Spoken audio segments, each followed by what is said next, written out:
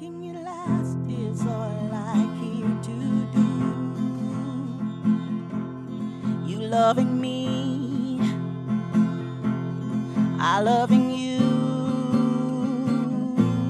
Mothers and fathers, husbands and wives, sisters and brothers, friends for life, won't live in the past. All I wanna do now is making it last. Mothers and fathers, sisters and brothers, friends forever, strengthening the ties that keep us together. How can young people learn how to manage their money at an early stage so they do not have to play catch up when they're older and minimize the impact on their relationships? That's what we're going to be talking about this time around. Welcome to Make It Last podcast. I'm your host, Noreen Daly, and with me is Paul Rue. He's in South Africa. Can I tell people I want to go to the motherland? We say that all the time, but trust me, this has really added to that. He's in South Africa now as we're speaking. He's a financial coach. He helps people in recovery from addiction, and he helps people to take control of their money so they can live a life that they were created for. And he's also part of an anthology called The Addiction Diaries. Welcome, Paul. Thanks, Marine. It's great to be here. Now, one of the reasons this topic, more than a lot of others that I've spoken about, really resonates with me is that I don't think in the different spaces where this should be happening that we actually help to educate our young people. I don't see it happening in the church. I don't see it happening in our schools. So how can we then help, young people to learn how to manage money? Yeah, and I agree with you. There isn't enough educational awareness, certainly around money and how to manage money. And I really want to try and change that. And starting with people in recovery, but it's also I have a desire to really help anybody that really wants to know about how they can do better with managing money and so on, but for a young person starting out, I would feel like it's when I was young, I was always very fixated on what other people were wearing, what other people were driving, what other, so these things. And maybe thinking that if I were to get these shoes or I could drive this car, that somehow my life would change and it would have a positive effect on me. But I've learned obviously over the years that, that although it may feel good at the time, it doesn't last, and the novelty wears off, and then you're going to realize that the car becomes a burden, and then there's payments, and you were talking, your radiator goes, like you mentioned, and there's other things that happen. So it can become a burden. And so I think it's really, firstly, helping people understand where their current mindsets are and getting them to think differently about money. Firstly, saying, okay, it's about living below your means. So the first salary that you might get coming out of college or high school, you don't want to spend all that money that you're going to make in a month. You want to be able to spend less and save the difference, and if you have student debt or student loans, you want to try and pay that off as quickly as possible. So you want to try and avoid debt, and if you are in debt, try and pay it off and live below your means, and not be mindful of why if you have certain desires of certain lifestyle and things like that, you've got to ask, yourself the question, is this something that you want to do for you, or are you trying to impress other people, or whatever? I think the fastest way for you to lose money is to try and spend money trying to impress other people, thinking you've got money. But what you're doing is you're just spending your money and having less money. It doesn't really make any logical sense. But our brains think that if we can look a certain way and drive a certain thing, that we might be more attractive in some sort of a way. And as society and social media can be very dangerous, I think, in that sense. So I think it's about mindset and just having a clear direction of where you want to go. What do you want to achieve in life? What is this future going to feel like for you if you achieve it? And having a clear goal in mind, focusing on what your why is. What do you want to achieve? Where do you want to go? And once you've set that out, if you have a strong why, if you are motivated by something that's bigger than you, that you're looking forward to a beautiful future, your spending habits are going to flow in that direction, and you're going to be making more responsible money decisions because they're going to be focused on the goal that you set for yourself, and that's important.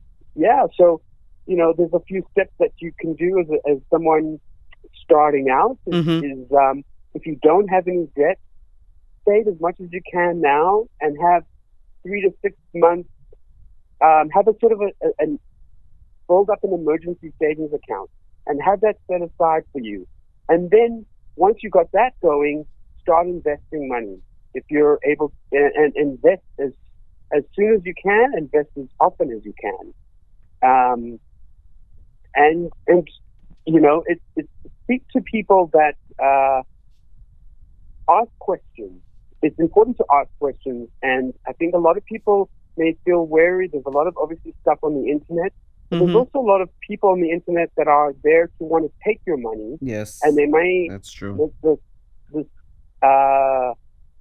wonderful, what there's a saying that I've read. It's in The Laws of Wealth by Dr. Daniel Crosby. It's a great book. I would highly encourage anybody to read it. And he says something that if it excites you, it's probably a bad idea. And a lot of these investment things that they're promising these wonderful returns, it gets you all excited, guaranteed 20, 30% return annually. It probably could be a bad idea, and you got to think to yourself, well, I need to speak to someone else and get people's opinions and do your research and that sort of thing. But don't just invest in something because it's exciting or whatever. You got to know what's behind it. What's the reason behind it? And I like cryptocurrencies. I've grown to like sort of over the years. I'm interested. It's very intriguing. But for me, I would put only what I'm prepared to lose into these things. Good. For now, I feel it's an early stage. I don't know what's going to happen, but I'd rather put my money into something that tried and tested for now. Certainly my retirement funds, like an index fund, the S&P 500, and something that's just steady, that's going to grow over time. And then anything that I've got prepared to lose, yeah, okay, put it towards some cryptos and see how it's going. But if you lose it, it's not a big deal, and you're not going to set yourself back. You know what I mean? So you don't want to put gambling in your money either. You want to make some sound decisions, put some money away that's going, that, okay, this is for my retirement, this is what I'm going to put away for the future.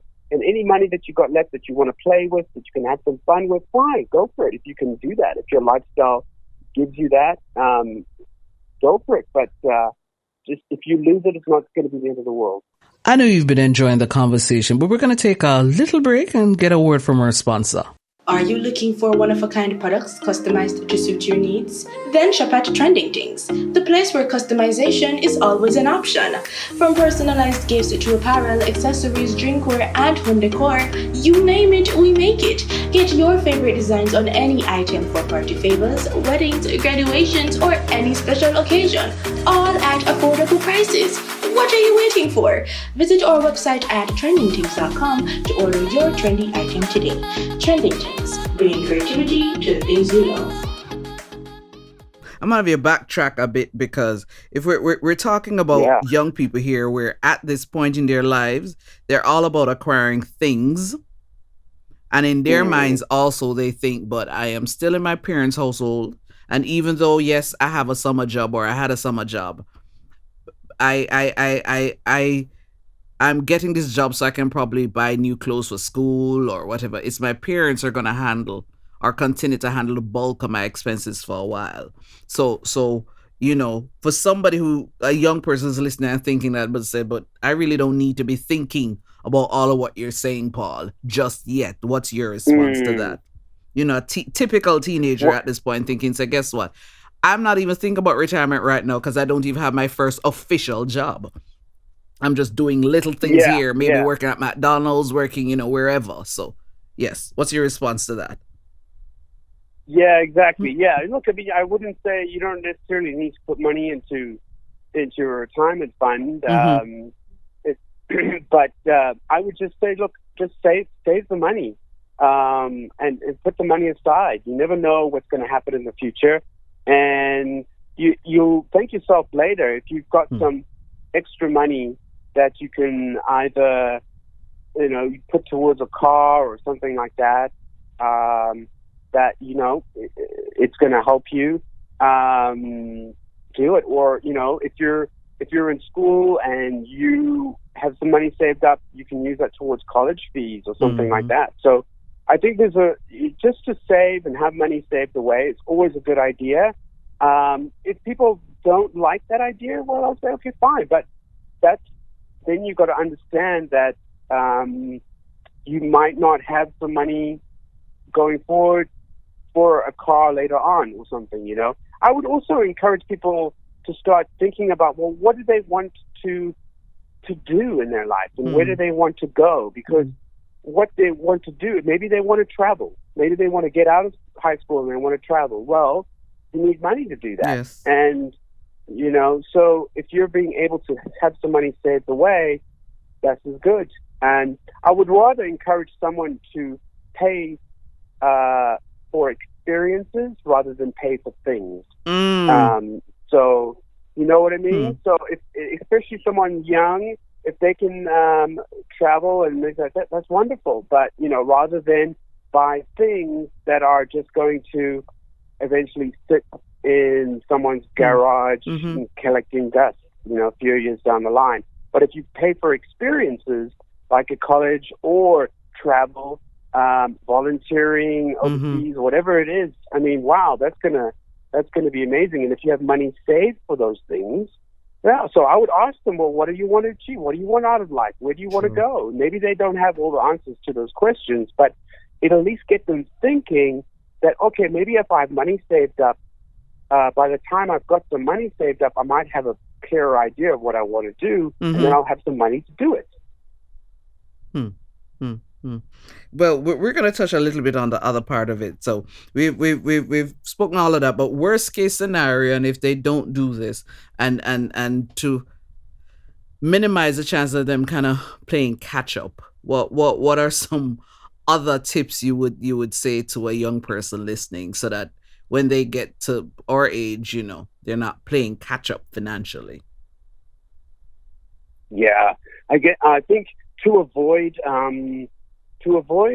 debt as much as possible. I think it's a big thing because especially retail debt, all these cards, you go to a store and then they say, well, if you get our card and it's 6 months off and, and it sort of feels like, oh, this is an excuse for me to go buy more clothes and now I'm going to have 6 months interest free and it's wonderful. But inevitably what happens is we're going to run into a lot of debt and stuff. So just to be mindful that if you don't have the cash right now, then you don't buy it. And then you save up until you do.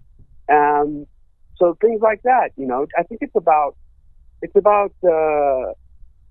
discipline and sacrificing some short-term, I guess, maybe excitement or gratification for the longer-term benefit. And if we can do that, so again, it just goes for if you can just live below your means, and if you can't afford to buy something now in cash, then you save up until you can, and to pay for as much as you can cash. If you could buy a car in cash and have the money saved up to do that, that would be amazing too. Obviously, a lot of people might not be able to do that, but the more you put down towards a car payment, the less you're going to have to pay each month.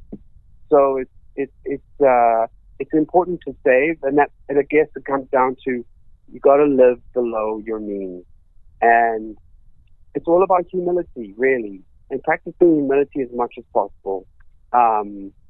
And just be mindful of all these, because the world is out to get your attention. They want, stores want you to buy their clothes, their items, services, if they all want your attention. It's just to be mindful of, like, do I need this right now? Or is it something that I need, or is it something that I want? And if it's something that I want, okay, wait, I don't actually need it. And making that decision. So I think it's about, and you might need some help with someone. True. You might need to work with someone and say, listen, I'd like to run this by you. I feel like I like to get this, but do you think I should? Yeah. And that's important too. That's okay. There's nothing wrong with that.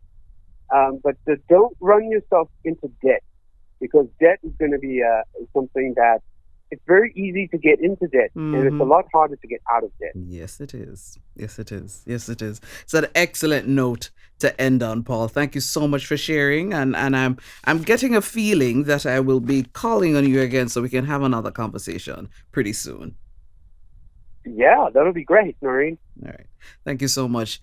This was Making It Last podcast. I'm your host, Noreen Daly, where it's all about helping us to have better relationships, not just with ourselves, but with other people. Until next time. So, the whole idea of a branding strategy sounded so exotic and so fancy to me. But after having several conversations with Neon, I now have a clearer understanding. I am sure of what my identity is, what it is that I want people to see Noreen Daly as. Thanks, Neon. Thanks, Splint. Visit them at wearesplint.com.